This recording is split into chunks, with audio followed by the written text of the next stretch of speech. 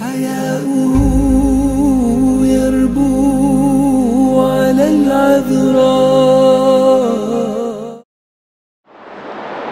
নারায়ণগঞ্জ মহানগরীর অন্তর্গত সিদ্ধিরগঞ্জ উপজেলায় অবস্থিত, সিদ্ধিরগঞ্জ থানায় অবস্থিত গিয়াসউদ্দিন এডুকেশন কমপ্লেক্স জামে মসজিদ কর্তৃক আয়োজিত আজকের এই গুরুত্বপূর্ণ দ্বীনি হালাকার জিকিরের মজলিসে উপস্থিত অনলাইন এবং অফলাইনের সকল সম্মানিত দর্শক শ্রোতা ভাই এবং বোনেরা, আল্লাহ রাব্বুল আলামিনের দরবারে কোটি কোটি শুকরিয়া যে মহান রাব্বুল আলামিন আমাদেরকে সালাতুল মাগরিব বা জামাত আদায় করার পরে আল্লাহ রাব্বুল আলামিনের ঘরে বসে আল্লাহ সুবহানাহু ওয়া তাআলার দ্বীন সম্পর্কে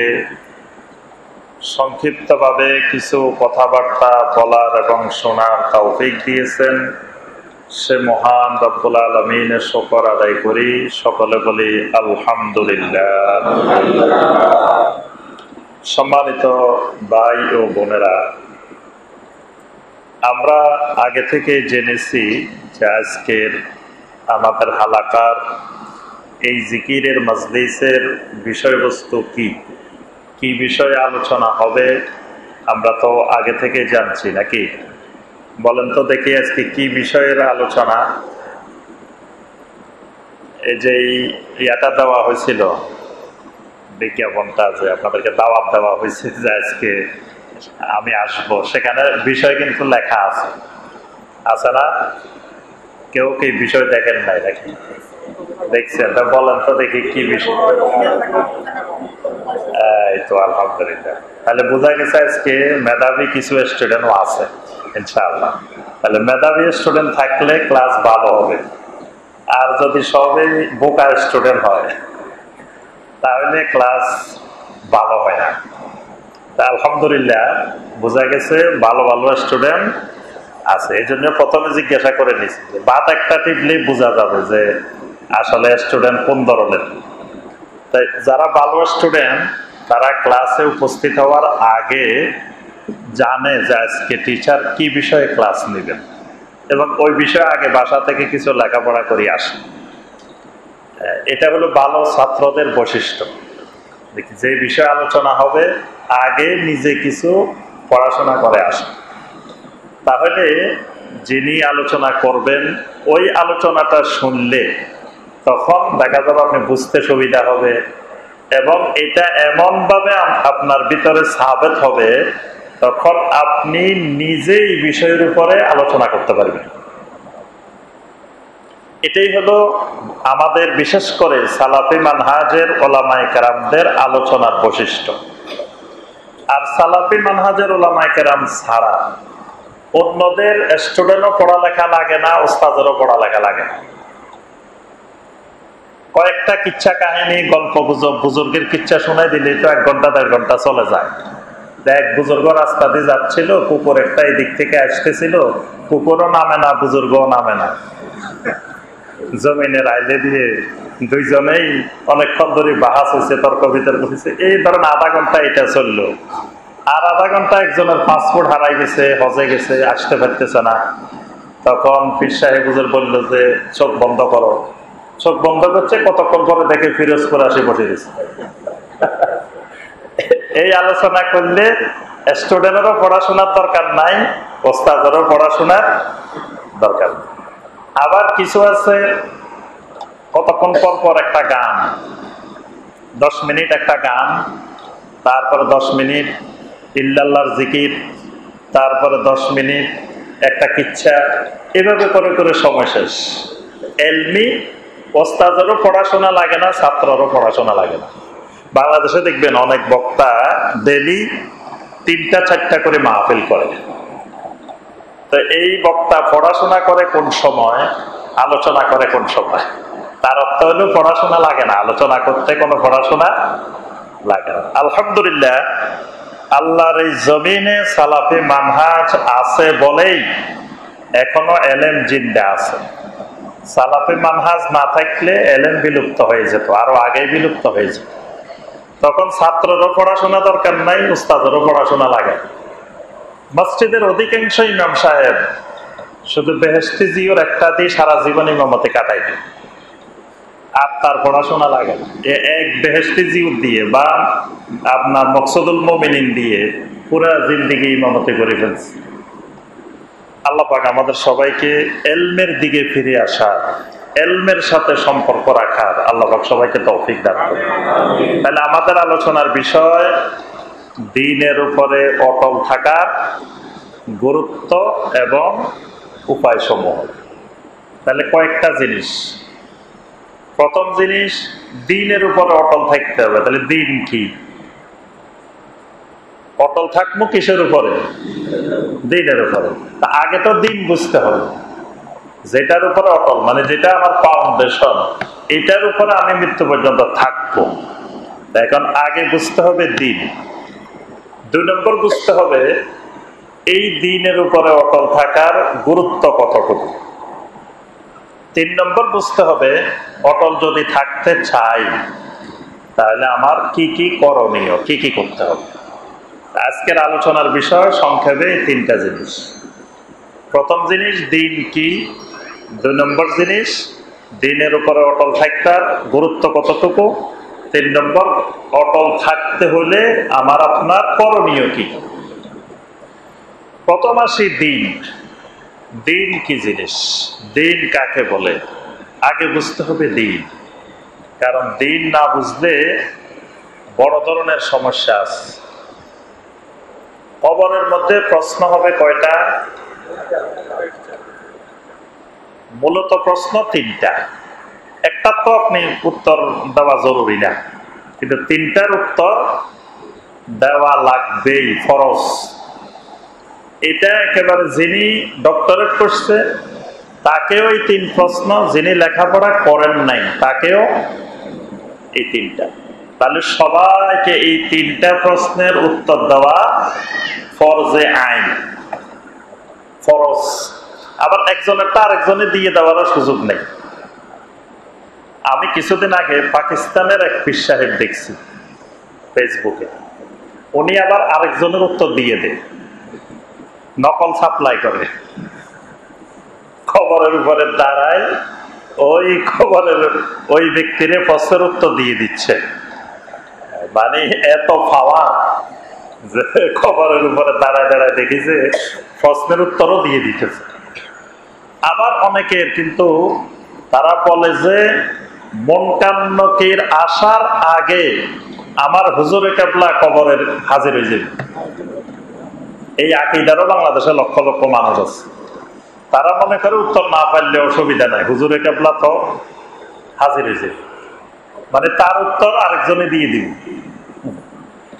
এই উত্তর কোন ব্যক্তি নিজে ছাড়া আর কেউ দেওয়া সম্ভব নয়, এটা বিশ্বাস করা ফরজ। কেউ যদি মনে করে সেখানেও নকল চলে বা আরেকজনে দিয়ে দিতে পারে, তার ঈমান ভেঙে যাবে, তার ঈমান থাকবে না। কবরের প্রশ্নের উত্তর নিজেকেই দিতে হবে, একজনেরটা আরেকজনে দেওয়া সম্ভব না। সেই 3টা প্রশ্নের মধ্যে 2 নম্বর প্রশ্নটাই হবে কি, ওয়ামা দীনুকা, তোমার দিন কি। তাহলে 3 প্রশ্নে যদি 100 নম্বর হয়, তাহলে দ্বীনের প্রশ্নে কত নম্বর? 33-এরও বেশি। তাহলে এবার বুঝেন যে দ্বীন বোঝা, দ্বীন জানা, দ্বীন সম্পর্কে জানা, এটার গুরুত্ব কতটুকু। যে আমাকে আপনাকে এই প্রশ্নের উত্তর দেওয়া লাগবেই, ওয়ামা দীনু, এটার উত্তর দিতেই হবে। তাহলে আমাদের দ্বীন কি? ইসলাম। আমাদের দ্বীনের নাম ইসলাম। আচ্ছা, এবার বলবেন ইসলাম পৃথিবীর সর্বশ্রেষ্ঠ ধর্ম না সর্বনিম্ন ধর্ম?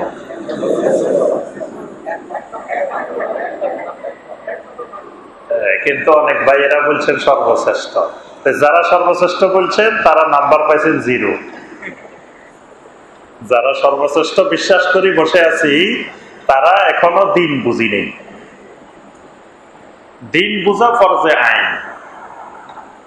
এখনো এই বাংলাদেশের, আপনারা তো বাংলাদেশের একটা সমাজের প্রতিচ্ছবি, কিন্তু পুরা বাংলাদেশ ঘুরলে দেখবেন অধিকাংশ না 90% মানুষই বিশ্বাস করে বসে আছে ইসলাম সর্বশ্রেষ্ঠ ধর্ম।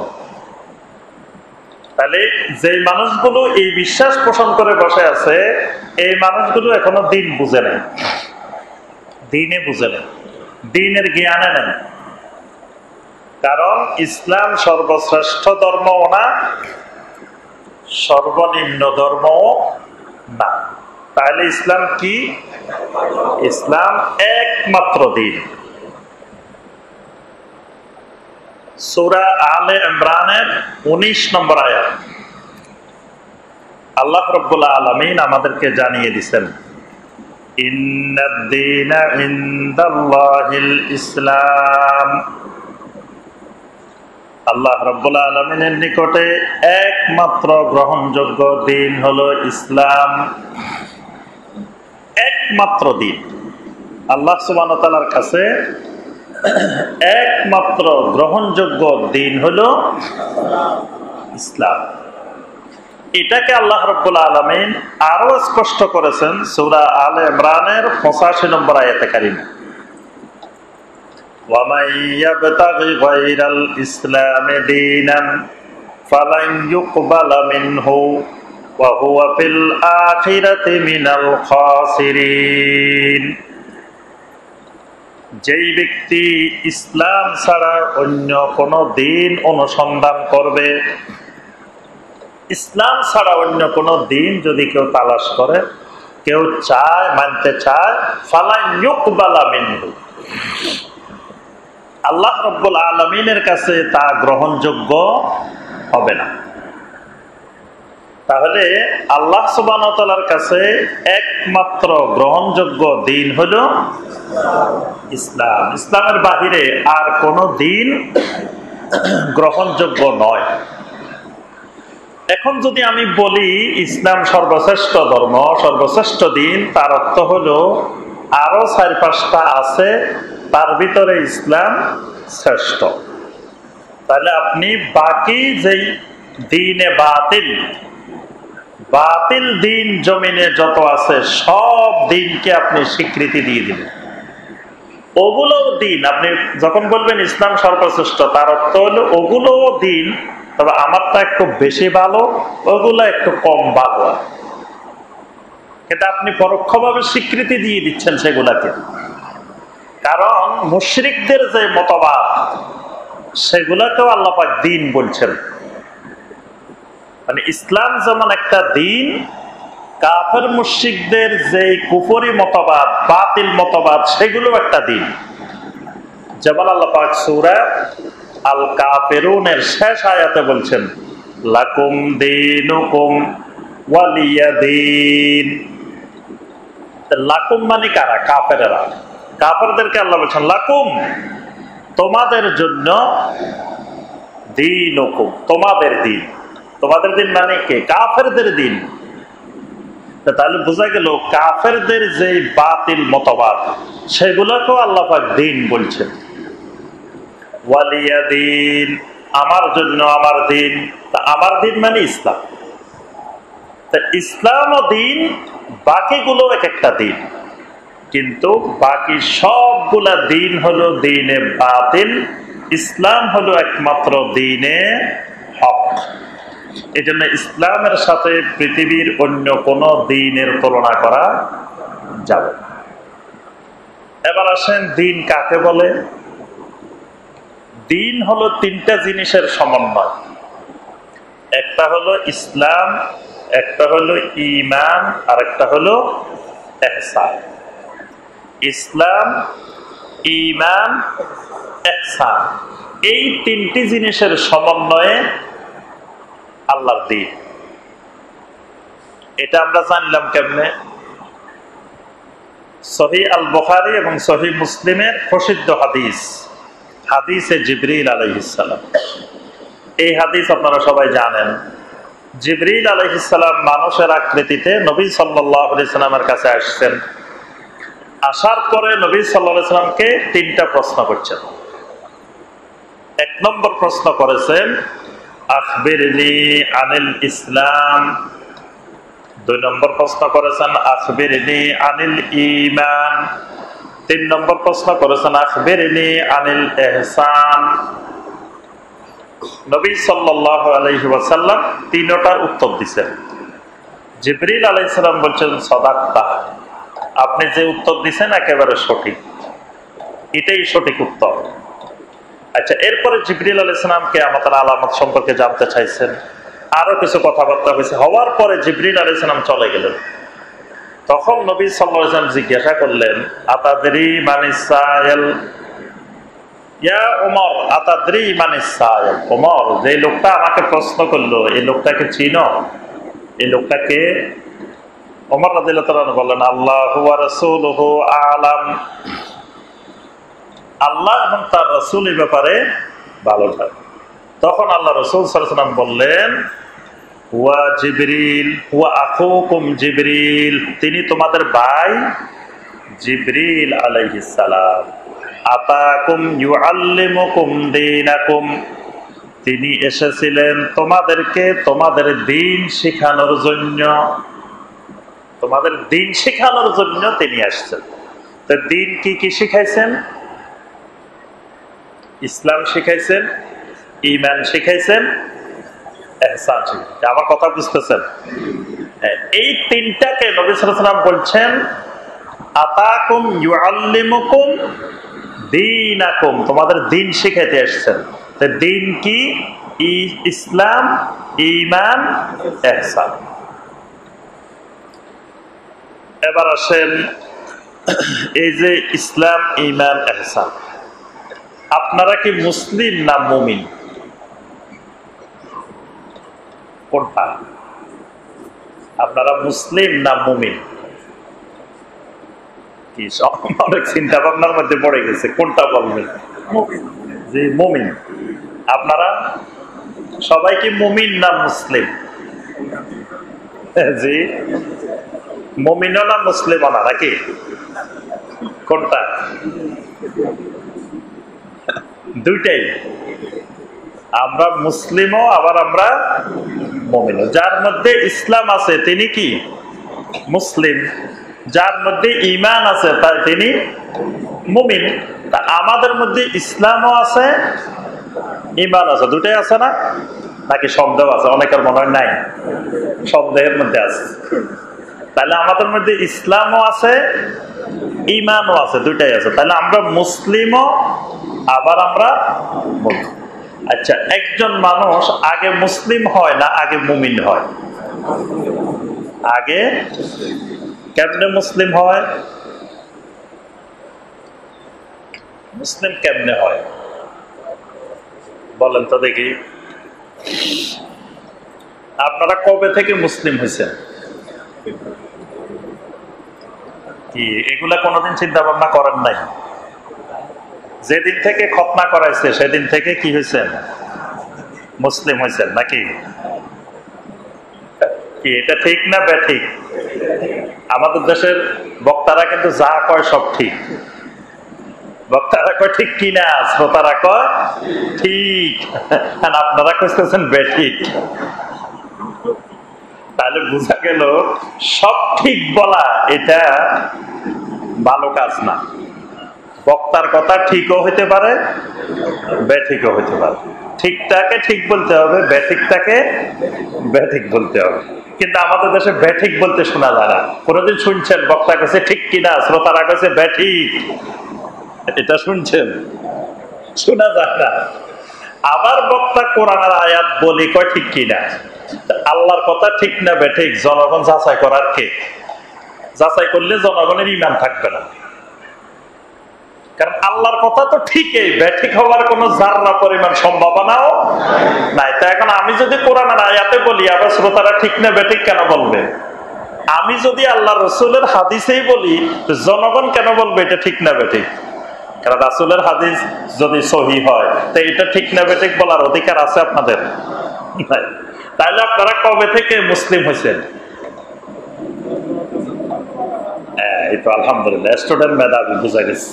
তাহলে আমরা দুনিয়াতে আসার আগ থেকে মুসলিম, দুনিয়াতে আসার আগের থেকেই মুসলিম। মায়ের পেটে যখন আমাদের রূহ আসছে, রূহের সাথে সাথে ইসলামও আসছে।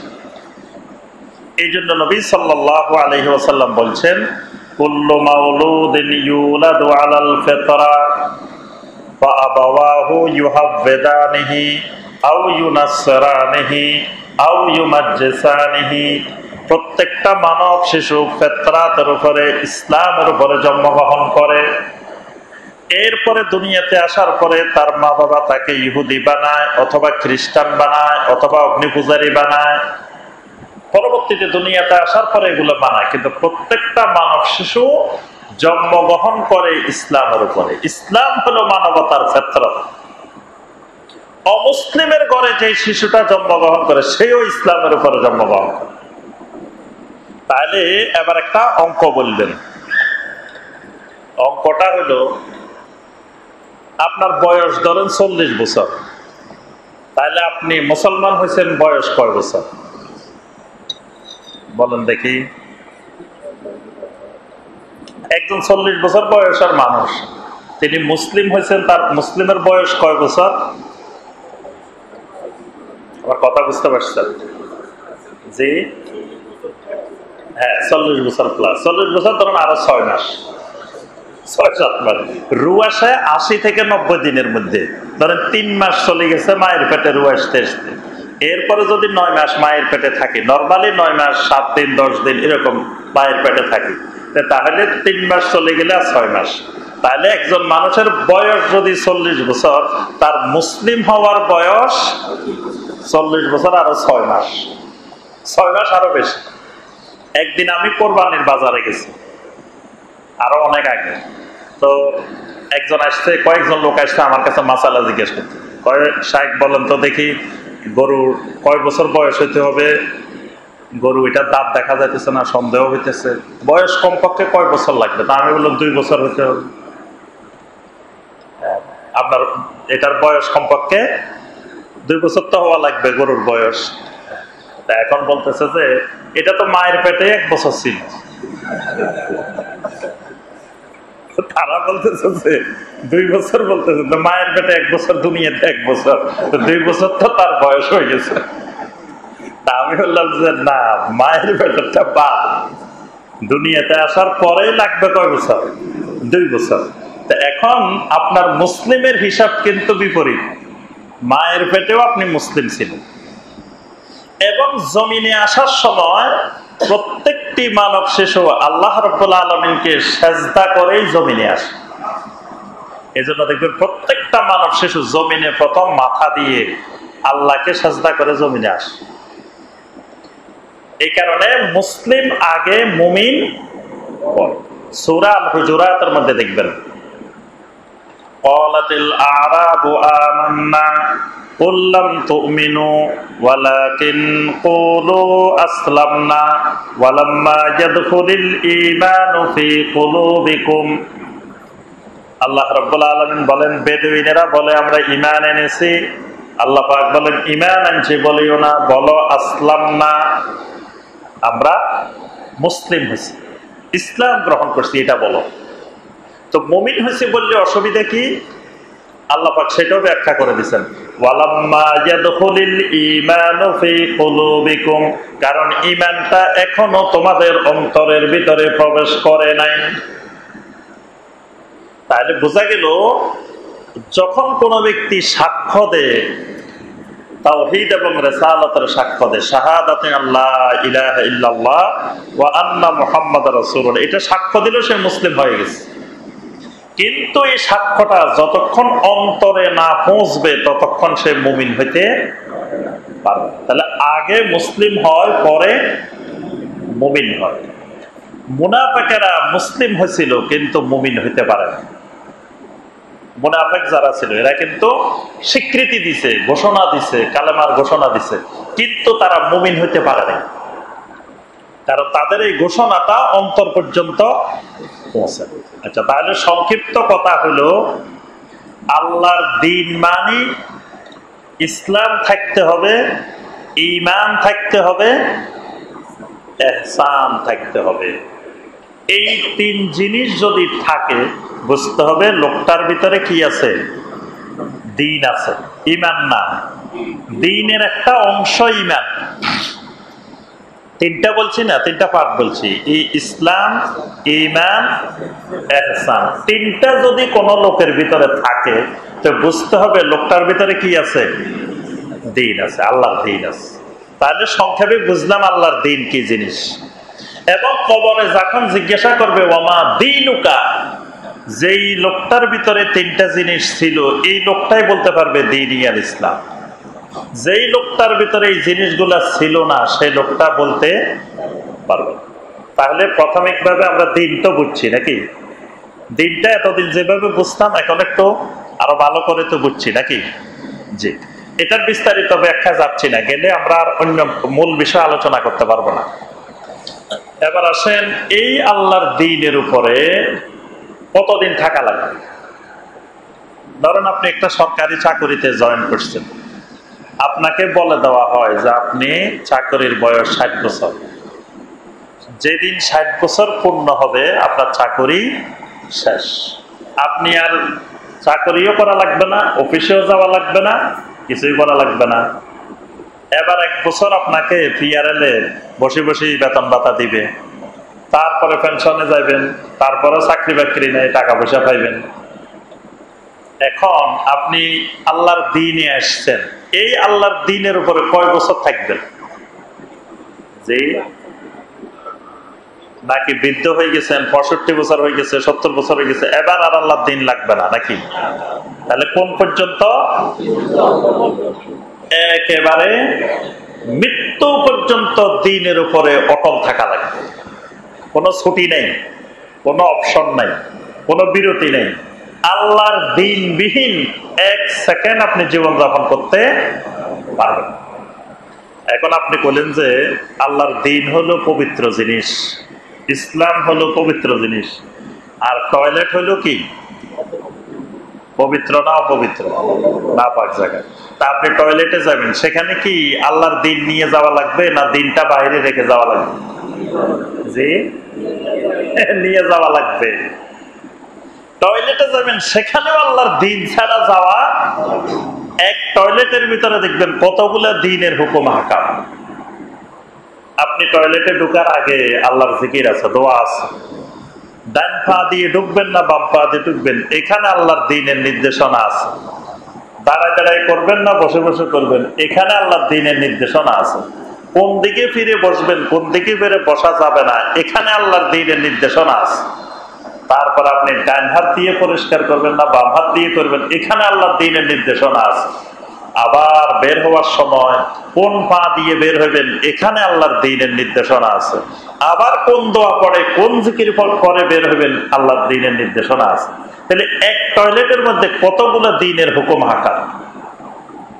তাহলে বোঝা গেল যিনি আল্লাহর দ্বীন মানবেন তিনি এক মুহূর্ত আল্লাহর দ্বীন ছাড়া জীবনযাপন করা সম্ভব নয়। মৃত্যু পর্যন্ত সার্বক্ষণিক দ্বীনের উপরে অটল থাকতে হবে। যদি দ্বীনের উপরে অটল থাকেন তাহলে উপকারিতাটা কি হবে?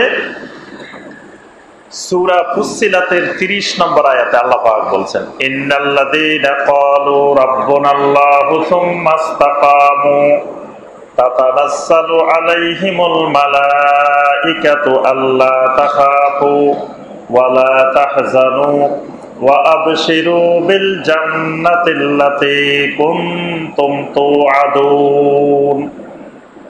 আল্লাহ রাব্বুল আলামিন ঘোষণা দেন, ইন্নাল্লাযীনা ক্বালু রাব্বুনাল্লাহ, যেই মানুষগুলো বলবে রাব্বুনাল্লাহ, আমাদের রব হলেন একমাত্র আল্লাহ, অর্থাৎ তাওহীদের ঘোষণা দিবেন, ঈমানের ঘোষণা দিবেন, ইসলামের ঘোষণা দিবেন। সুম্মা ইসতাকামু, এরপরে মৃত্যু পর্যন্ত ইস্তেকামত থাকবেন। এই ইস্তেকামত থাকা মানে অটল থাকা, তাওহীদের উপরে ঈমানের উপরে, ইসলামের উপরে, ইহসানের উপরে মৃত্যু পর্যন্ত ইস্তেকামত থাকা, অটল থাকা। থাকলে তাতানাজ্জালু আলাইহিমুল মালাইকা, মৃত্যুর সময় তার সামনে আল্লাহর রহমতের ফেরেশতারা এসে যাবেন। মৃত্যুর সময় দুই ধরনের ফেরেশতা আসে, কারো কাছে রহমতের ফেরেশতা আছে, কারো কাছে আযাবের ফেরেশতারা আছে। এই মানুষটার কাছে রহমতের ফেরেশতারা আসবেন, এসে আল্লাহর এই বান্দাকে, আল্লাহর এই বান্দিকে বলতে থাকবেন, আল্লাহ তাখাফু ওয়ালা তাহজানু, তোমার কোনো ভয় নাই, তোমার কোনো দুশ্চিন্তা নাই, কোনো ভয়ও নাই, চিন্তাও। ভয় নাই কিসের ব্যাপারে? ফীমা ইস্তাকবিলুনাহু, তোমার মৃত্যুর পরে সামনের দিকে যতগুলো ঘাটি আছে, এই ঘাটিগুলোর কোন জায়গায় তোমার কোনো ভয় নাই। মৃত্যুর পরে কিন্তু অনেকগুলো ঘাটি আছে, আছে না? 1 নম্বর ঘাটি কবর, 2 নম্বর ঘাটি বাস, 3 নম্বর ঘাটি হাসর, 4 নম্বর ঘাটি হিসাব, 5 নম্বর ঘাটি মিজান, 6 নম্বর ঘাটি সিরাত, 7 নম্বর ঘাটি শাফাআত, 8 নম্বর ঘাটি জান্নাত জাহান্নাম, 9 নম্বর হলো রুইয়াতুল্লাহ। তাহলে অনেকগুলা ঘাটি আছে। এই ঘাটিগুলোর মধ্যে আল্লাহ তাখাফু, তোমার কোনো ভয় নাই। এটার চেয়ে বড় সুসংবাদ আর নাই, যে আমার যত কঠিন কঠিন ঘাটিগুলো, স্টেশনগুলো পার হইতে হবে, সেখানে আমার কোনো ভয়, ওয়ালা তাহজানু, এবং তোমার পিছনে দুনিয়াতে যাদেরকে রেখে যাইতেছ এদের জন্য তোমার কোনো চিন্তাও নেই। ওয়া আবশিরু বিল জান্নাতিল্লাতী কুনতুম তুআদুন, যেই জান্নাতের প্রতিশ্রুতি তোমাদেরকে দেওয়া হয়েছিল, ওই জান্নাতের সুসংবাদ গ্রহণ করো। সুবহানাল্লাহ। তাহলে দ্বীনের উপরে মৃত্যু পর্যন্ত অটল থাকলে পুরস্কার হলো কোনো ভয় নাই, চিন্তা নাই, আর জান্নাতের সুসংবাদ। আরো আছে, এর আরেক আয়াত পরে গিয়ে আল্লাহ বলেছেন নুজুলাম মিন গফুরির রহিম, গফুরুর রহিমের পক্ষ থেকে বিভিন্ন ধরনের মেহমানদারি। সুবহানাল্লাহ। যিনি গফুরুর রহিম, আল্লাহ রাব্বুল আলামিন, তার পক্ষ থেকে মেহমানদারি থাকবে। সুবহানাল্লাহ। এই দ্বীনের উপরে অটল থেকে মৃত্যুবরণ করলে মান কানা আখিরু কালামিহি লা ইলাহা ইল্লাল্লাহ দাখালাল জান্নাহ, নবী সাল্লাল্লাহু আলাইহি ওয়াসাল্লাম বলেন, যেই ব্যক্তির আখের কালাম হবে, সর্বশেষ কালাম হবে লা ইলাহা ইল্লাল্লাহ, সর্বশেষ কালাম যদি হয় তাওহীদের উপরে, তাহলে দাখালাল জান্নাহ, লোকটা কোথায় যাবে? জান্নাতে প্রবেশ করবে। সুবহানাল্লাহ। তাহলে জান্নাতে যেতে হইলে, জাহান্নাম থেকে বাঁচতে হইলে মৃত্যু পর্যন্ত আল্লাহর দ্বীনের উপরে অটল থাকবে। তাহলে আমরা সবাই চাই মৃত্যু পর্যন্ত কি দ্বীনের উপরে অটল থাকতে। এখন আসেন, দ্বীনের উপরে অটল থাকতে হলে কি কি করা দরকার আমাদের? কোরআনে কারিমে এবং নবী সাল্লাল্লাহু আলাইহি ওয়াসাল্লামের হাদিসগুলোর মধ্যে অনেকগুলো সাজেশন, পরামর্শ আমাদের জন্য দেওয়া আছে, যে তোমরা এই কাজগুলো করলে দ্বীনের উপরে অটল থাকা তোমাদের জন্য সহজ। দ্বীন মানতে চাই, দ্বীনের উপরে চলতে চাই, কিন্তু দেখা যায় মাঝে মাঝে আবার দ্বীন থেকে বিচ্যুত হয়ে যায়। অনেকে দেখবেন অনেক আগ্রহ নিয়ে কিছুদিন নামাজ পড়ে, কিছুদিন সালাত আদায় করে, আবার বেনামাজি হয়ে যায়। কিছুদিন তওবা করে গুনাহ থেকে বাঁচার চেষ্টা করে, আবার গুনাহে লিপ্ত হয়ে যায়। দেখা যায় শিরিক মুক্ত থাকতে চায়, বেদাত মুক্ত থাকতে চায়, কয়দিন পরে আবার শিরিক বেদাতে লিপ্ত হয়ে যায়। কেন? সে কোরআন সুন্নাহর যে নির্দেশনাগুলো ছিল, সেই নির্দেশনাগুলোর ভিত্তিতে সেই দ্বীনে ঢুকে নেয়। সে নিজের মতো করে দিনে ঢুকছে, এই জন্য দিনের উপরে অটল থাকতে পারে নাই। তাহলে কোরআন সুন্নাহর নির্দেশনাগুলো যদি ফলো করি, তাহলে দিনের উপরে অটল থাকা আল্লাহ রাব্বুল আলামিন সহজ করে দিবে। এরকম কিছু জিনিস কোরআন সুন্নাহয় বর্ণিত হয়েছে, আমরা ধারাবাহিক ওই জিনিসগুলো আলোচনা করব। 1 নম্বর, দ্বীনের উপরে অটল থাকতে চাইলে মৃত্যু পর্যন্ত আমাকে আপনাকে কোরআনে কারীমের সাথে সম্পর্ক বৃদ্ধি করতে হবে। কার সাথে সম্পর্ক বাড়াইতে হবে? কোরআনে কারীমের সাথে, আল্লাহর কিতাবের সাথে, কালামুল্লাহর সাথে আমার আপনার তাআল্লুক, আমার আপনার সম্পর্ক বৃদ্ধি করতে হবে। এটার কোনো বিকল্প নেই। কারণ হেদায়েত কিসের মধ্যে? হেদায়েত কোন জায়গায়? কিতাবের মধ্যে, আল্লাহর কোরআনের মধ্যে হেদায়েত। কোরআনে কারীম হেদায়েতের কিতাব। কোরআনে কারীমের শুরুতে আল্লাহ পাক বলেন হুদাল লিল মুত্তাকিন, এটা মুত্তাকিনদের জন্য হেদায়েতের কিতাব। আল্লাহ পাক আবার সূরা আল বাকারার 185 নম্বর আয়াতে কারিমে বলেন হুদাল লিন নাস, এটা দুনিয়ার মানুষের জন্য হেদায়েতের কিতাব। ইন্না হাযাল কুরআন ইয়াহদি লিল্লাতী হিয়া আকওয়াম, কোরআন মানুষকে হেদায়েত দেয়। তাহলে যেটা হেদায়েতের কিতাব, যেই জায়গায় গেলে হেদায়েত পাওয়া যায়, তো ওইটার সাথে আমার সম্পর্ক নাই, তা আমি হেদায়েত পাবো কোথা থেকে? হেদায়েতের উপরে থাকবো কিভাবে? এই কারণে আমাকে আপনাকে কোরআনে কারীমের সাথে সম্পর্ক বাড়াইতে হবে। কোরআনে কারীমের সাথে সম্পর্ক যত বৃদ্ধি পাবে, তত আল্লাহর দ্বীনের উপরে অটল থাকা সহজ হয়ে যাবে। আল্লাহ পাক সূরা আল ফুরকানের 32 নম্বর আয়াতে কারিমা বলছেন ওয়াকাল আল্লাযীনা কাফারু লাউলা নুসিলা আলাইহিল কুরআনু জুমলাতান ওয়াহিদা, কাফেররা বারবার বলতে থাকে কোরআন একসাথে কেন নাজিল হয় না? অন্যান্য আসমানি কিতাব একসাথে নাজিল হয়েছে, তো কোরআন একসাথে কেন নাজিল হয় না? কাফেরদের এটা প্রশ্ন। কোরআন একসাথে নাজিল হইলে কি তারা ঈমান আনতো? একসাথে নাজিল হইলে ঈমান আনতো না। কিন্তু তাদের একটা প্রশ্ন যে অন্যান্য কিতাব যদি একসাথে নাজিল হয়, তো কোরআন একসাথে নাজিল হয় না কেন? তা আল্লাহ সুবহানাহু ওয়া তাআলা এর জবাবে বলছেন একসাথে নাজিল করি না এই কারণে, কাযালিক লিনুসাব্বিতা বিহি ফুয়াদাকা ওয়া রাত্তালনাহু তারতিলা, এটা একসাথে নাজিল না করে আস্তে আস্তে অল্প অল্প করে নাজিল করার কারণ হলো লিনুসাব্বিতা বিহি ফুয়াদাকা, আপনার হৃদয়টাকে, আপনার অন্তরটাকে দৃঢ় রাখার জন্য, অটল রাখার জন্য, সাবেত রাখার জন্য। তাহলে দ্বীনের উপর অটল থাকতে হলে প্রতিদিন কিছু কিছু করে আল্লাহর কোরআন তেলাওয়াত করতে হবে। তেলাওয়াত করে করে আল্লাহর কোরআন বুঝতে হবে।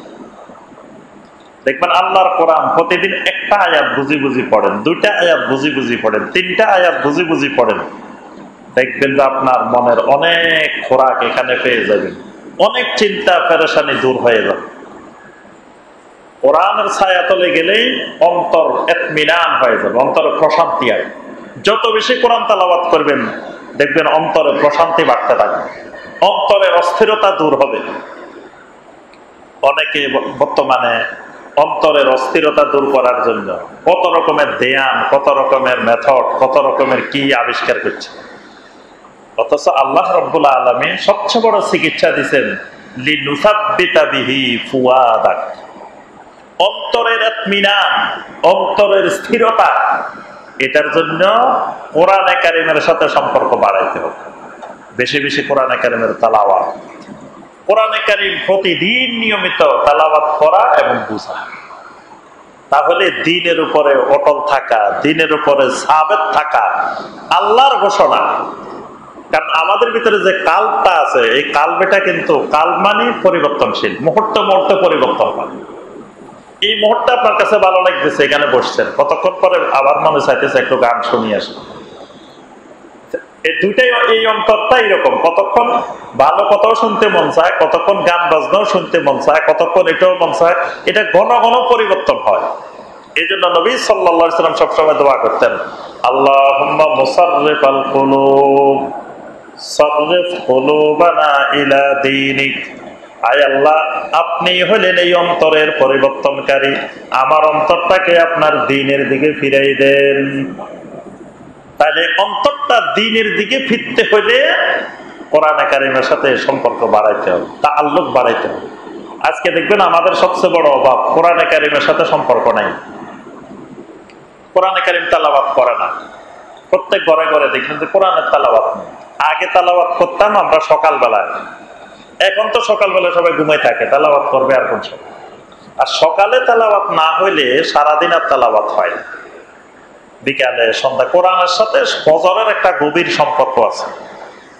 এই কারণে আল্লাহ পাক কোরআনে কারিমের মধ্যে বলছেন যে আকিমিস সালাতা লিদুলুকিশ শামসি ইলা গাসাকিল লাইলি ওয়া কুরআনাল ফাজর ইন্না কুরআনাল ফাজরি কানা মাশহুদা।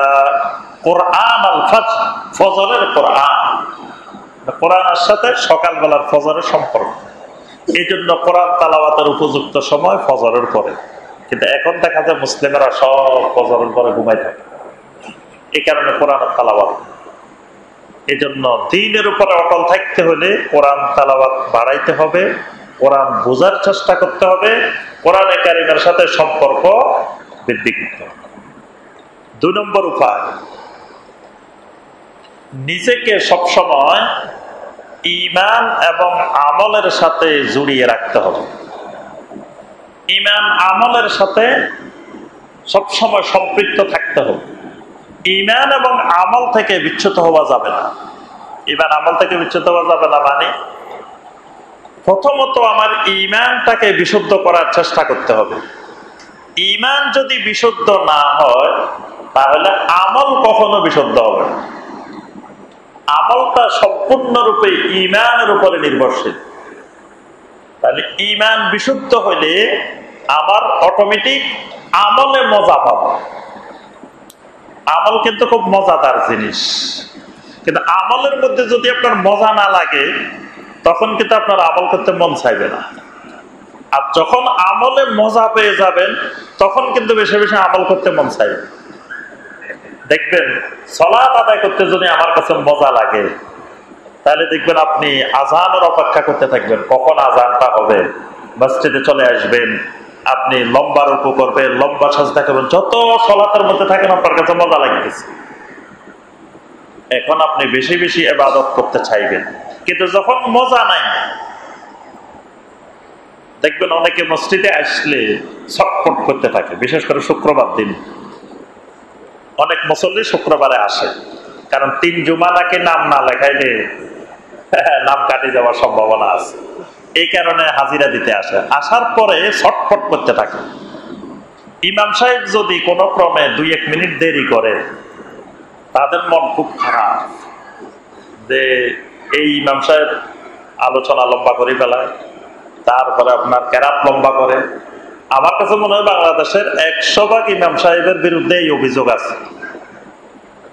শুক্রবারে আলোচনা লম্বা করে ফেলছে আর কেরাত লম্বা দিচ্ছে, মানে তার কাছে ভালো লাগতেছে না, সে তো হাজিরা দিতে আসছে। আমার উত্তরা 11 নম্বর সেক্টর মসজিদে মানে রাস্তায় হাজার হাজার মানুষ, তো উপরে অনেক সময় খালি থাকে, উঠে না, রাস্তায় নামাজ পড়ে। তো অনেকবার বলা হয়েছে যে আপনারা উপরে উঠেন, আপনারা উপরে উঠেন, উপরে খালি, 4 তলায় খালি, উপরে যান। ওখানে প্রায় 12,000 মুসল্লি হয় শুক্রবার। এখন বারবার বলা হয় যে উপরে যান, 4 তলায় যান, কিন্তু না, 4 তলায় চারিদিকে রাস্তায় ভর্তি মানুষ। কারণ কি? পরে আমি কয়েকজনের সাথে ব্যক্তিগতভাবে আলাপ করলাম যারা রাস্তায় নামাজ পড়ে। তা আমি জিজ্ঞেস করলাম, ভাই রাস্তায় নামাজ পড়লে সুবিধাটা কি, আপনারা উপরে উঠতে চান না কেন? তো বললো যে আমরা শুধু অপেক্ষায় থাকি কখন আপনি সালামটা ফিরাইবেন। সালাম ফিরানোর শেষ আমাদের দৌড়। এখন ওই যে 4 তলায় উঠলে তখন একসাথে নামতে যায়, আমাদের অনেক কষ্ট হয়, সময় বেশি লাগে, এই জন্য কেউ উপরে উঠতে চায় না, সবাই রাস্তায় পড়ছে, কারণ হাজিরা দিতে আসছে, সালাম ফিরেছে, হাজিরা শেষ। তাহলে এই লোকটার কাছে আল্লাহর ইবাদতের মজা লাগতেছে না, সে ইবাদতের মজা পায় নাই। এই মজাটা না পাওয়ার কারণে এই লোকটা ইবাদতে দ্বীনের উপরে অটল নাই, দ্বীন থেকে বিচ্যুত হয়ে গেছে। এই মজাটা লাগাইতে হলে কি করতে হবে? ঈমান বিশুদ্ধ করতে হবে। এই জন্য আল্লাহ রাসূল সাল্লাল্লাহু আলাইহি ওয়াসাল্লাম বলছেন, যাকা তা'মাল ঈমান, ওই লোক ঈমানের মজা স্বাদ অবলম্বন করছে, ওই লোকটা ঈমানের মজা পাইছে। কোন লোকটা? রাদিয়া বিল্লাহি রাব্বা ওয়া বিল ইসলামি দীনা ওয়া বিমুহাম্মাদিন সাল্লাল্লাহু আলাইহি ওয়াসাল্লাম নাবিয়্যা। যেই ব্যক্তি আল্লাহ রাব্বুল আলামিনকে একমাত্র রব হিসাবে নির্ধারণ করে নিছে, ইসলামকে তার একমাত্র দ্বীন হিসাবে নির্ধারণ করে নিছে, মুহাম্মদ সাল্লাল্লাহু আলাইহি ওয়াসাল্লামকে একমাত্র নবী হিসাবে নির্ধারণ করে নিছে, বাস এই লোক ঈমানের মজা পাইছে। তাহলে এখানে যে তিনটা জিনিসের কথা নবী সাল্লাল্লাহু আলাইহি ওয়াসাল্লাম বলছে, তিনটাই কিন্তু ঈমানের বিষয়। আরেকটা হাদিসে আল্লাহ রাসূল সাল্লাল্লাহু আলাইহি ওয়াসাল্লাম বলছেন, সালাসুম মান কুন্না ফীহি ওয়াজাদা বিহিন্না হালাওয়াতাল ঈমান। যেই ব্যক্তির ভিতরে তিনটা বৈশিষ্ট্য থাকবে, এই ব্যক্তি ঈমানের মজা পাবে, ঈমানের হালাওয়া পাবে, ঈমানের মধুরতা পাবে। ঈমানটা মিষ্টি জিনিস, খুব মধুর জিনিস। হালাওয়া, হালাওয়া মানে হালুয়া আছে না, এটা আরবিতে বলে হালাওয়া।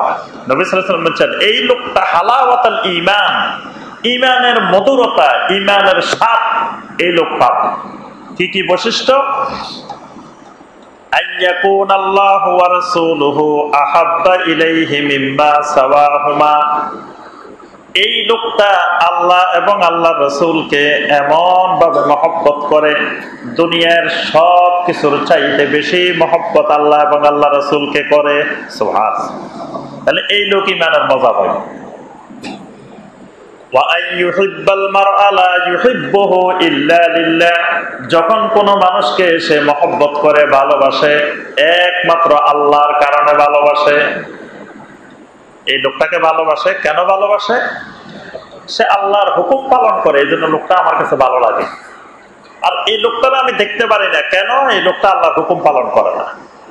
তাহলে ভালোবাসা এবং অপছন্দ করা দুইটাই যদি হয় আল্লাহর কারণে, এই লোক ঈমানের মজা পাবে।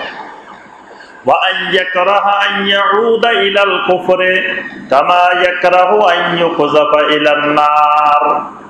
কোন ব্যক্তি কুফরি করাকে এমন ভাবে ঘৃণা করে যেমন জাহান্নামে যাওয়াকে সে অপছন্দ করে। কুফরিকে যদি এরকম ঘৃণা তো সৃষ্টি হয় তার অন্তরে, তাহলে সে ঈমানের স্বাদ পাবে, মজা পাবে। তাহলে এখানে যে তিনটা জিনিস বলা হয়েছে, তিনটাই ঈমান, ঈমানের বিষয়। এই জন্য দ্বীনের উপরে অটল থাকতে হলে আমাকে আগে ঈমানের মজা, ঈমানের স্বাদ পাইতে হবে। ঈমান এমন এক স্বাদের জিনিস, যে ঈমানের স্বাদ মানুষ পাইলে সে সারা দুনিয়াকে লাথি মারতে রাজি ঈমানের কারণে। এরকম মজার জিনিস, এটার স্বাদ এত গভীর। সেই সাহাবায়ে কেরামের জীবনী দেখলে দেখবেন শত শত সাহাবায়ে কেরাম এই ঈমানের কারণে বাপ ছাড়ছেন, মা ছাড়ছেন, স্বামী ছাড়ছেন, স্ত্রী ছাড়ছেন, ছেলে ছাড়ছেন, মেয়ে ছাড়ছেন, জায়গা জমিন ছাড়ছেন, টাকা পয়সা ছাড়ছেন, মাতৃভূমি ছাড়ছেন, শেষ পর্যন্ত নিজের জীবনও ছাড়ছেন, একমাত্র ঈমানের কারণ। কারণ ঈমানের মজা, ঈমানের স্বাদ তারা পাই গেছে। সেই প্রসিদ্ধ সাহাবী যুলবেজাদাইন, যুলবেজাদাইন নামে একজন সাহাবী আছে, আব্দুল্লাহ যুলবেজাদাইন। এই সাহাবী ইসলাম গ্রহণ করছেন, হিজরত করে মদিনা যেতে চাচ্ছেন। তার বাবা নাই, বাবা এতিম, সম্পদ সব চাচার কাছে। চাচা বলছে তুমি যাইতে পারবে না, যদি যাও তোমাকে কোনো সম্পদ দেওয়া হবে না, কিচ্ছু দেওয়া হবে না, তোমার বাপের সব সম্পদ রেখে দিব। আব্দুল্লাহ যুলবেজাদাইন রাদিয়াল্লাহু তাআলা তিনি বলছেন আমার কিচ্ছু দরকার নাই, জায়গা জমি সব রাখি দেন, তবু আমি মদিনা চলে যাব। পরে কয় তোমার গায়ের এই কাপড়টাও নিয়ে যেতে পারবে না, এটাও খুলি রাখি দিস। তখন তিনি এই বিবস্ত্র অবস্থায়, কাপড় ছোপড় বিহীন অবস্থায় দৌড় দিয়ে ঘরে গেছে। তখন মা ছেলের এই অবস্থা দেখে একটা কম্বল দৌড়াদৌড়ি তাড়াতাড়ি ছেলেকে দিচ্ছে। কম্বলটা পর। তখন ছেলে কম্বলটাকে ছিঁড়ে 2 টুকরা করছে, 1 টুকরা পরিধান করছে, 1 টুকরা গায়ে দিচ্ছে। এই 2 টুকরা কম্বল নিয়ে তিনি মদিনা চলে গেছে, আর কিচ্ছু নেই। এই জন্য তার উপাধি হলো জুল বেজাদাইন। বেজাদাইন মানে 2 টুকরা কম্বলওয়ালা সাহাবী। অথচ বাপের বিশাল সম্পদ ছিল, কিন্তু তার সব সম্পদ মক্কায় রেখে গেছেন, কিচ্ছু নেন নাই। এমনকি গায়ের কাপড়টাও নিতে পারেন নাই, শুধু 2 টুকরা কম্বল নিয়ে তিনি চলে গেছেন। পরবর্তীতে তিনি তাবুকের যুদ্ধে শাহাদাত বরণ করছেন। আল্লাহ রাসূল সাল্লাল্লাহু আলাইহি ওয়াসাল্লাম স্বয়ং নিজে আব্দুল্লাহ জুল বেজাদাইনকে কবরে রেখেছেন। রেখে আল্লাহর কাছে দোয়া করছেন, আল্লাহ আমি এই আব্দুল্লাহ জুল বেজাদাইনের উপরে রাজি হয়ে গেছি, আল্লাহ আপনি তার উপরে রাজি হয়ে। সুবহানাল্লাহ। তাহলে এটা কিসের কারণে? ঈমানের মজা, ঈমানের স্বাদ পাওয়ার কারণে। এই জন্য দ্বীনের উপরে অটল থাকতে হলে ঈমানের মজা পাইতে হবে, ঈমানের স্বাদ পাইতে হবে। তো ঈমানের মজা স্বাদ কেমনে আসবে? ঈমান যতক্ষণ বিশুদ্ধ হবে না ততক্ষণ ঈমানের মজা পাওয়া যাবে। আপনার যদি জিহ্বায় রোগ থাকে, কোন জিনিসের স্বাদ পাবেন না, সব তিতা লাগবে। মিষ্টি দিলেও তিতা, এটা দিবে না তিতা। আপনার শরীরে জ্বর আছে, তাহলে জ্বর দূর করলে যখন জিহ্বা সুস্থ হবে, এবার কোনটা তিতা কোনটা মিঠা আপনি বুঝতে পারবেন। তাহলে আমাদের দেশে আমরা ঈমানে মজা পাই না কেন, আমলে মজা পাই না কেন? আমাদের ঈমানের রোগ রয়ে গেছে। কুফরির রোগ, শিরিকের রোগ, নেফাকের রোগ, বেদাতের রোগ, বক্রতার রোগ, সন্দেহের রোগ, অসংখ্য রোগে আক্রান্ত ঈমান। এই কারণে ঈমানে মজা পাই না। তাহলে 2 নম্বর, ঈমান আমলের সাথে সম্পৃক্ত থাকতে হবে, ঈমানকে বিশুদ্ধ করতে হবে। 3 নম্বর, দ্বীনের উপরে অটল থাকতে হলে আম্বিয়া আলাইহিমুস সালামের জীবনী পড়তে হবে, কাসাসুল আম্বিয়া পড়তে হবে। নবী রাসূলদের জীবনী, নবী রাসূলদের সিরাত আমাদেরকে জানতে হবে। কারণ কোরআনে কারিমে আল্লাহ রাব্বুল আলামিন অসংখ্যবার নবী রাসূলদের জীবনী বর্ণনা করছেন। মুসা আলাইহিস সালামের জীবনী, নূহ আলাইহিস সালামের জীবনী, ইব্রাহিম আলাইহিস সালামের জীবনী, ইউসুফ আলাইহিস সালামের জীবনী। দেখবেন কোরআন জুড়ে, বিশাল অংশ জুড়ে নবী রাসূলদের সিরাত, নবী রাসূলদের জীবনী আল্লাহ পাক আলোচনা করছেন। আজকের মুসলিম এমন পর্যায়ে পৌঁছে গেছে, অন্য নবীদের জীবনী জানা দূরের কথা, নিজের নবী আল্লাহ রাসূলের জীবনীটাও জানা না। বর্তমানে সমাজে শতকরা 1জন মানুষ খুঁজে পাওয়া মুশকিল, যে মানুষটা আল্লাহ রাসূলের জীবনীটা পুরাটা একবার পড়ছে। এরকম মানুষও পাওয়া যায়। অথচ নবী সাল্লাল্লাহু আলাইহি ওয়াসাল্লামের জীবনী জানা ফরজে আইন। কবরে 3 প্রশ্নের 1 প্রশ্ন, ওয়ামান নাবিয়্যুকা, নবীকে জানা, রাসূলকে জানা, রাসূলকে চিনা, এটা ফরজে আইন। রাসূলের সিরাত না জানলে, জীবনী না জানলে রাসূলকে কেমনে জানবেন? দেখা যায় রাসূলের সিরাতে পড়ে না, সিরাতে জানা না। এই আল্লাহ রাসূলের সিরাত যত বেশি জানবো, অন্যান্য আম্বিয়া আলাইহিমুস সালামের জীবনী যত বেশি জানবো, তত দ্বীনের উপরে অটল থাকা সহজ। কারণ অন্যান্য নবীদের যখন আপনি দাওয়াতের ইতিহাস পড়বেন, তখন আপনি মনে করবেন, ওরে আল্লাহ, আমি তো মায়ের কোলে বসে দাওয়াত দিতেছি। অন্যান্য আম্বিয়া আলাইহিমুস সালাম আগুনের কয়লার উপরে দাঁড়ায় দাওয়াত দিচ্ছেন, আর আমি তো মায়ের কোলে আরামে বসে বসে দাওয়াত দিতেছি। কি সুন্দর ফ্যান দিয়ে, একবারে সুন্দর মসজিদের মধ্যে এসি লাগায় আরামের মধ্যে বসে বসে দাওয়াত দিতেছি। আম্বিয়া আলাইহিমুস সালামের ইতিহাস যখন পড়বেন, তখন বলবে আমার এই দাওয়াত তো কিছুই না। নবী সাল্লাল্লাহু আলাইহি ওয়াসাল্লামের যখন সিরাত জানবেন, তখন আপনি বুঝতে পারবেন যে আল্লাহর দ্বীন কি জিনিস। এই জন্য দ্বীনের উপরে অটল থাকতে হলে নবী রাসূলদের সিরাত জানতে হবে, সিরাত বুঝতে হবে, সিরাত অধ্যয়ন করতে হবে। 4 নম্বর, আল্লাহ রাব্বুল আলামিনের কাছে বেশি বেশি দোয়া করতে হবে। কারণ আল্লাহ না চাইলে আমি আপনি কখনো দ্বীনের উপরে অটল থাকতে পারবো না, যতই চাই না কেন। ওয়ামা তাশাউনা ইল্লা আন ইয়াশা আল্লাহু রাব্বুল আলামিন।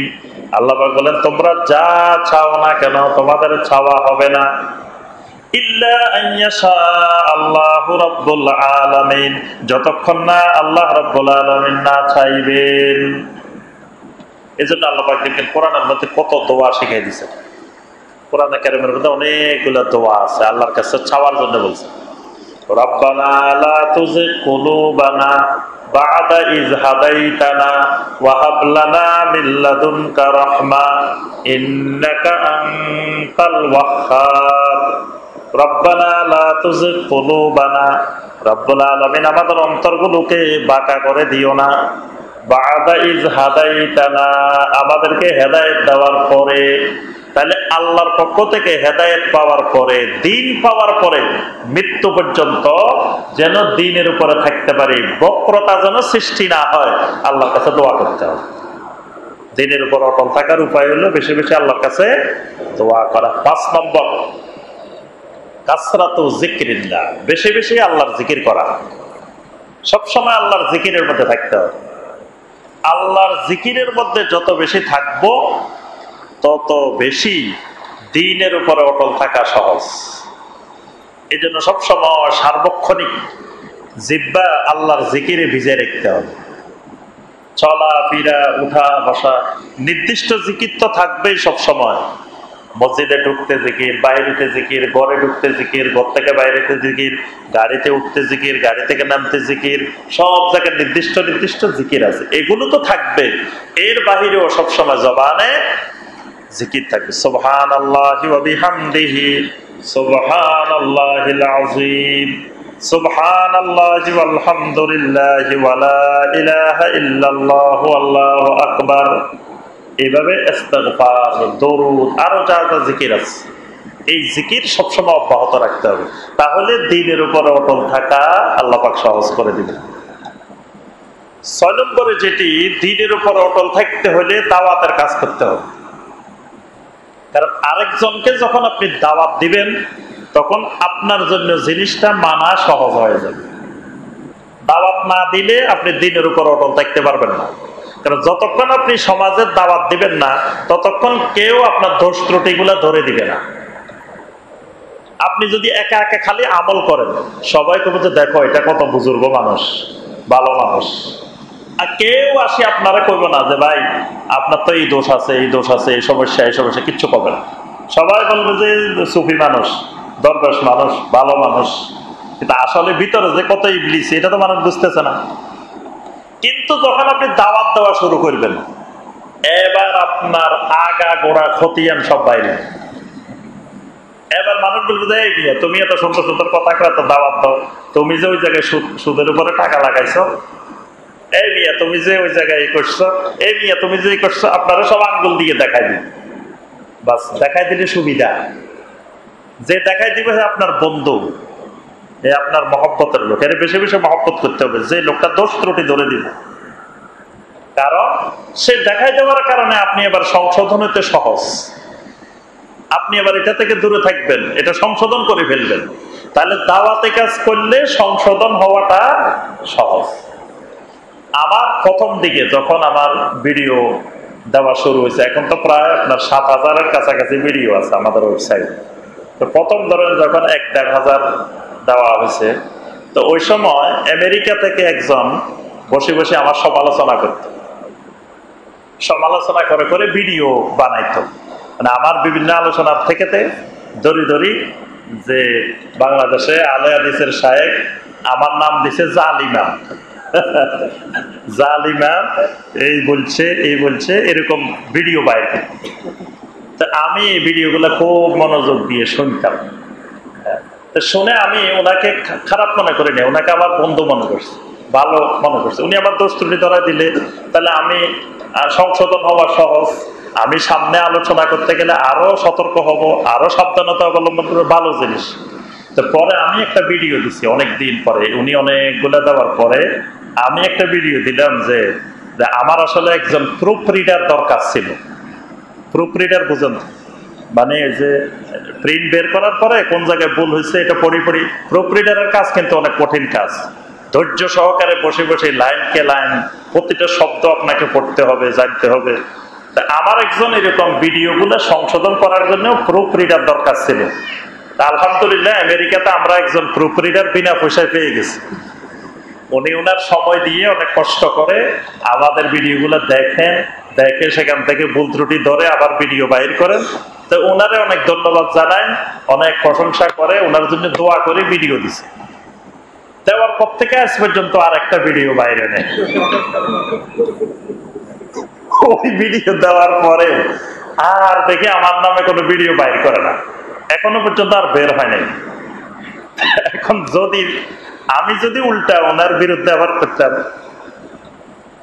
ওনার অসংখ্য জিনিস ছিল আমার সামনে, যে উনি এক মাহফিলে গিয়ে বলতেছে, যে এক মাহফিলে গেছে যায় কান্দে কান্দে বলতেছে যে আপনাদের এই মাহফিলে আসার জন্য আমি অনেকবার চেষ্টা করছি, কিন্তু আল্লাহ রসুল বলছেন এজাজত নাই, এজাজত নাই।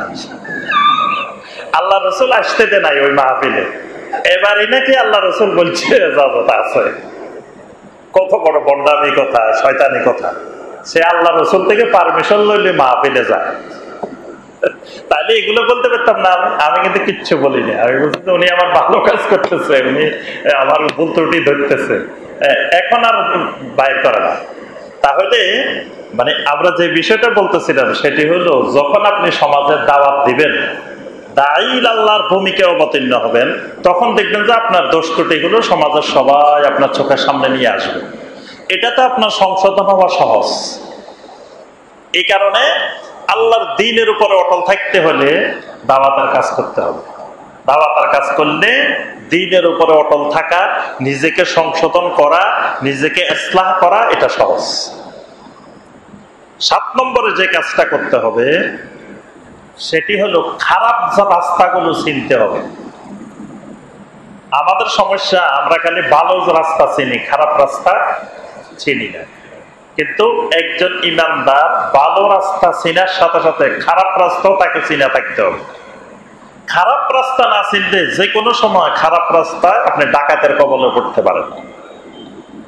আমি একবার ডাকাতের কবলে পড়ছি, ওই যে সনপাড়ার এই রাস্তা, আমার ডাকাতি ধরছিল ওই জায়গায়, মোবাইল টোবাইল সব নিয়ে গেছে মাহফিল থেকে আসার সময়। এখন যে কোনো জায়গায় মাহফিলে গেলে আগে জিজ্ঞাসা করি, ভাই আপনাদের খারাপ রাস্তা কোনটা, ভালো রাস্তা কোনটা? বলে দে যে সাহেব এই রাস্তা খবরদার যাইয়েন না, এই রাস্তা খারাপ রাস্তা।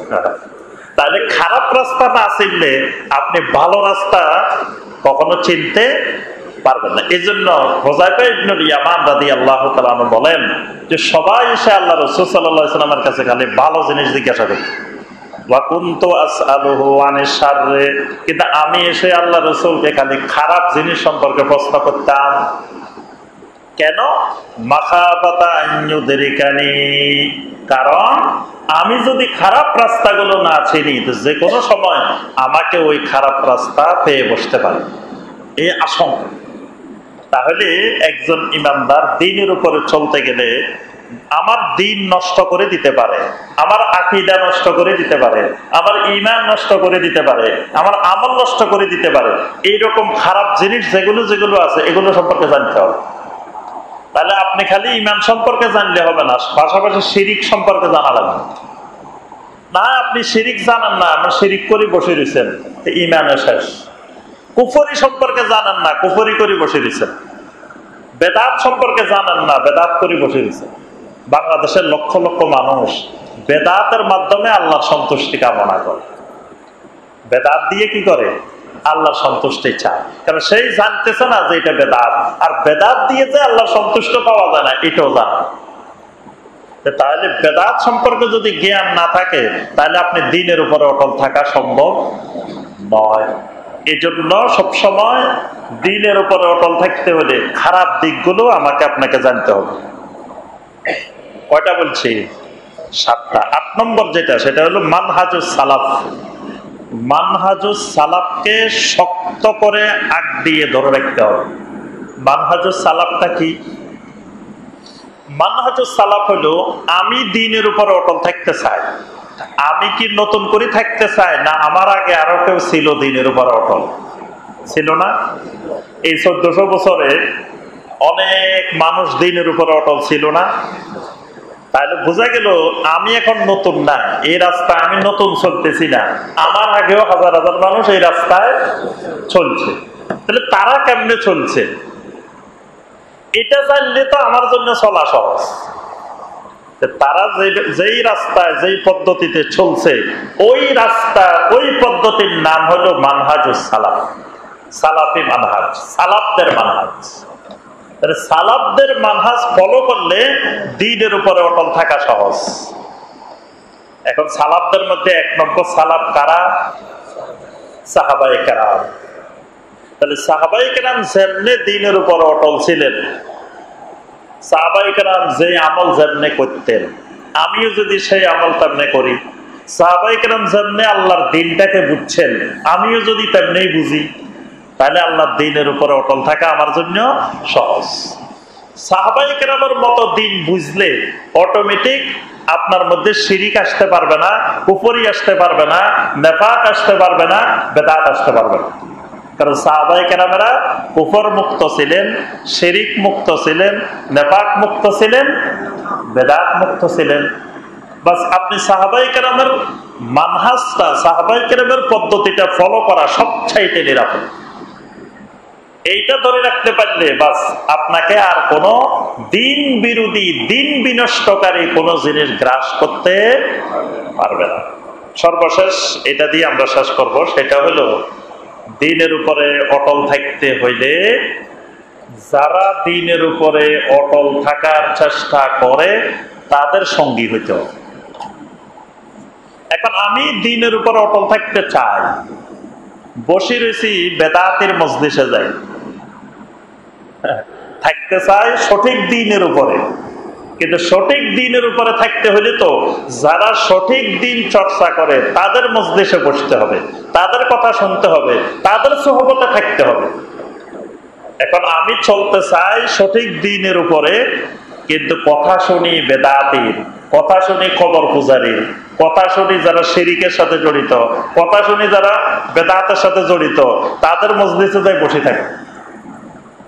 তো আপনি যদি শিরিককারী বেদাতকারীর মজলিসে বসেন, শিরিককারী বেদাতকারীর মধ্যে ভালো ভালো জিনিস আছে, আছে না? একজন ধরেন শিরিককারী কবর পূজারী, তার কি সব জিনিস খারাপ? ভালো ভালো জিনিস আছে। দেখবেন যে কবর পূজারী কিন্তু তাহাজ্জুদ মিস হয়, এরকমও থাকতে পারে, আছে না? প্রতিদিন তাহাজ্জুদ পড়ে, আবার কবর পূজাও করে, শিরিকও করে, এরকম আছে। দেখবেন তার অনেক কাজ সুন্নতের আমল করে, আবার শিরিকও করে, এরকম আছে না? আবার দেখবেন প্রতিদিন শত শত মানুষের খাওয়াইতেছে, আবার শিরিকও করতেছে, আছে না? এখন আপনি যখন বেদাতের মজলিসে, ওই শিরিককারীর মজলিসে বসবেন, তখন তার ভালো ভালো জিনিসগুলো দেখে আপনি এমন ভাবে আকৃষ্ট হয়ে যাবেন, আরে মিয়া শিরিক করলে কি হয়েছে, এই গুণ আছে, এই গুণ আছে, এই গুণ আছে, এবার আপনি তার শিরিকও গেলা শুরু করে দিবেন। এই কারণে আল্লাহ পাক সূরা আল কাহাফের 28 নম্বর আয়াতে বলে দিয়েছেন, ওয়াসবির নাফসাকা মাআল্লাযীনা ইয়াদউনা রাব্বাহুম বিল গাদাতি ওয়াল আশিয়্যি ইউরিদুনা ওয়াজহা। ওই মানুষগুলোর সাথে তোমরা লেগে থাকো, ওই মানুষগুলোর সোহবতে থাকো, ওই মানুষগুলোর পাশে বসো যারা সকাল সন্ধ্যা একনিষ্ঠভাবে ইউরিদুনা ওয়াজহা, একনিষ্ঠভাবে আল্লাহর সন্তুষ্টি কামনায় যারা আল্লাহকে ডাকে, ওই মানুষগুলোর সোহবতে থাকে। এজন্য এই সোহবত জরুরি জিনিস, দ্বীনের উপরে অটল থাকতে হবে।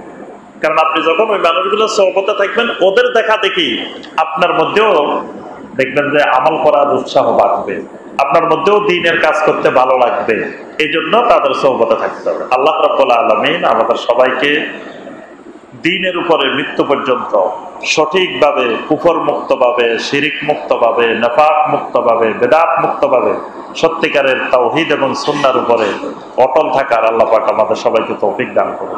আল্লাহ রাব্বুল আলামিন আমাদের সকলের জীবনের সকল গুনাহ খাতাকে মাফ করে দিন। আল্লাহ পাক আমাদের আজকের এই মজলিসকে কবুল ও মঞ্জুর করে নিন। আমিন ইয়া রাব্বাল আলামিন।